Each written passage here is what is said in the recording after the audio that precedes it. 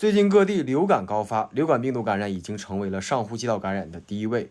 于大夫自己上周也中招了。大家流感初期的症状呢，其实比较类似，主要都是发热、乏力、流鼻涕、鼻塞、咽痛等等。结合我作为医生自己得了流感之后的应对方法，给朋友们分享一下流感初期的症状该怎么缓解。其实主要还是对症治疗。鼻塞、流鼻涕严重的朋友可以用生理盐水洗鼻子，配合鼻用的碱充血剂来喷鼻子。口服药呢，我自己用的是莲花清瘟胶囊。这波流感，莲花清瘟也是被北京、山东、四川、黑龙江等多地的卫健委发布的冬春季呼吸道感染性疾病中医药防治方案所推荐。那么也有多项研究证实，莲花清瘟啊，它对于病毒感染具有明显的抑制作用，还可以调节机体免疫，帮助尽快的康复。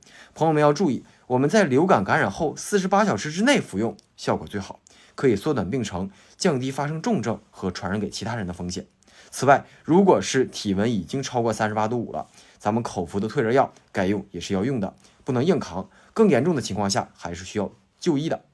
友情提醒，大家选药的时候也别病急乱投医，同时吃好多种药，有好多种成分类似的药，乱用可能会增加肝肾负担。对于家里有老人小孩的，更要以预防为主，平时勤洗手，多通风，公共场所戴口罩，少聚集。希望朋友们都能够平稳的度过流感季。